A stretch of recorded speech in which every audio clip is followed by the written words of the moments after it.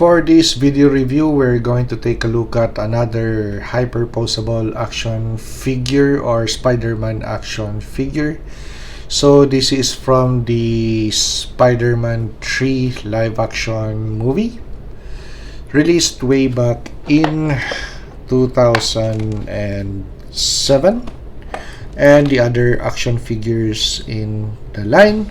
And this also has a retractable gargoyle base, same as the first figure that I reviewed, but there's going to be changes to the basic design. Okay, so we have two action figure stands or gargoyle base stands. So from these hyperposeable Spider-Man action figures. Okay, so on this section it's going to be the 2001 hyperposeable Spider-Man. On this section it's going to be the 2007 hyperposeable Spider-Man.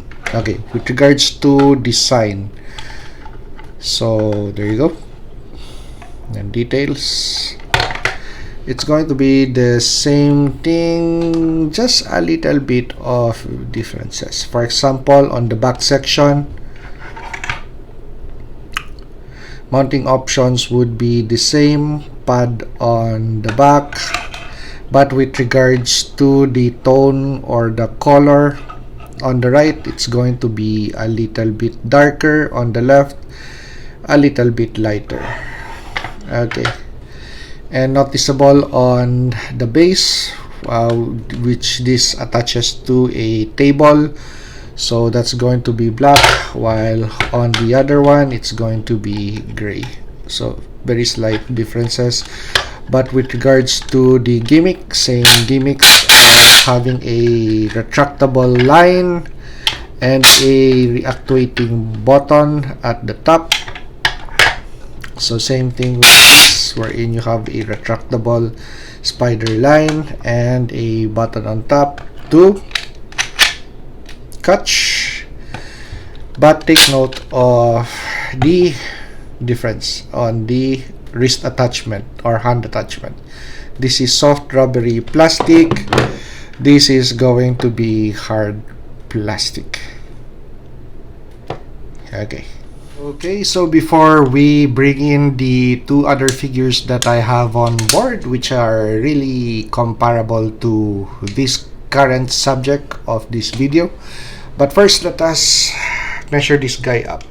Okay, so stands around the 6.15 inch mark, and let's give this guy a quick turn on the review table before we bring in the other ones.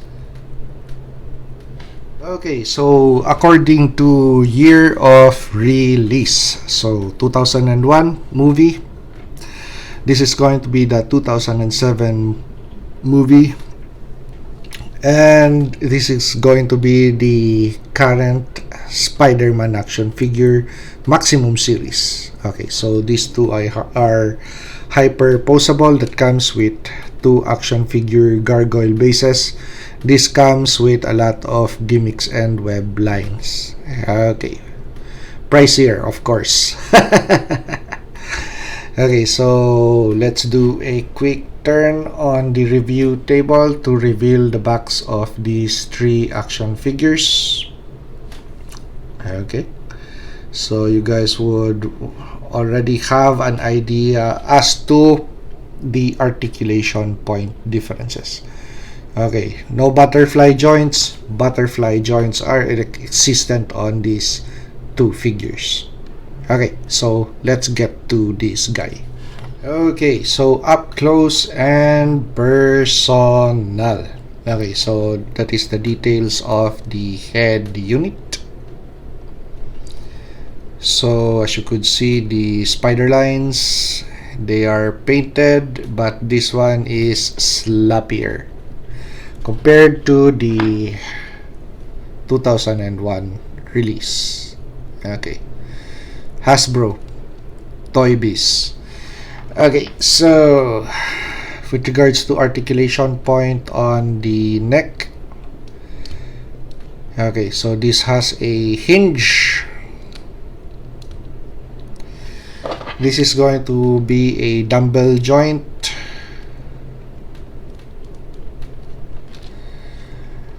Comparing the masks, Spider-Man masks. Okay.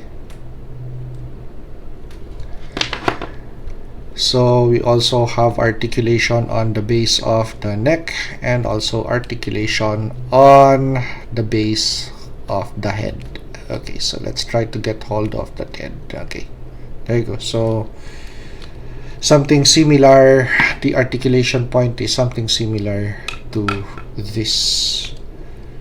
Okay, so hinge, rotation, and rotation on this area too, on the base of the neck.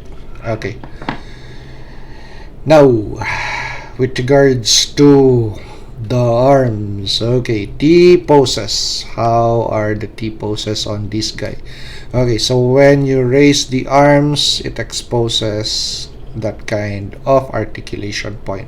Okay, so we still have a rotator cuff of something, and then we have the exposed Spider-Man suit underneath, so it's not going to break the possible detail of the figure. So with the back, okay, so take a look at the cut, how deep that is, and there you go for the poses. Okay, so just comparing, so this is just regular cut. Okay, nothing extra. Okay, but this is really nice, silky and smooth. Okay, but only time will tell if this silkiness or smoothness is going to deteriorate.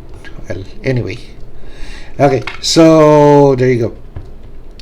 But this is made of sturdier plastic, and well, this is heavier.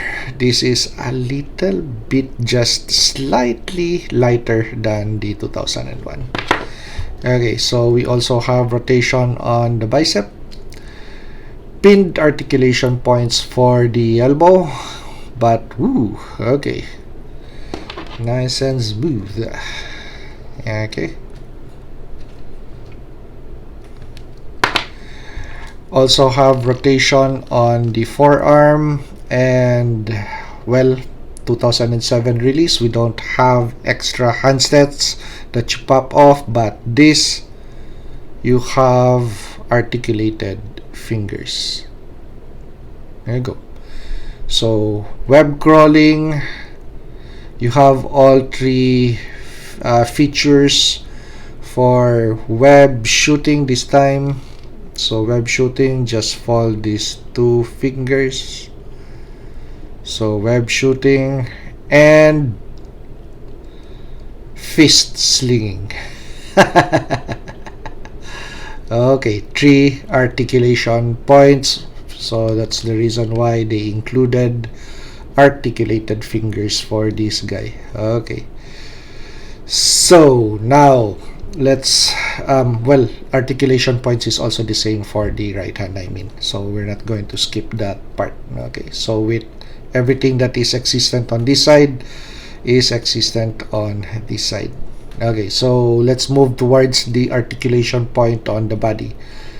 Okay, so we have a diaphragm cut, okay, for rotation, and then we have a abdomen fold. Okay, so that much abdomen fold, and we still have rotation on the waistline. Actually, yeah, so that's it, rotation on the waistline, which the current model does not have. We only have 1 and 2. Okay, so just that and bends. Okay, so actually this has more, but take a look at the way it is designed. Actually, it does not break the Spider-Man suit whenever you do articulation points. So still, this is actually still very, very good. Okay, now with regards to the blue parts of the suit, this sports a more neutral blue color, but it is textured. This sports a two-tone light to it, so there's darker portions, there's lighter portions. We have rotation on the thigh.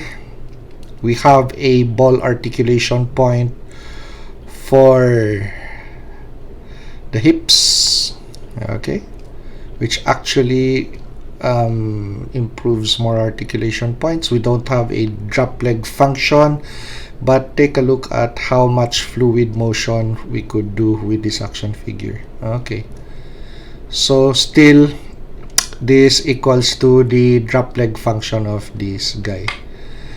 Okay, and you're not going to worry about the drop leg function later on.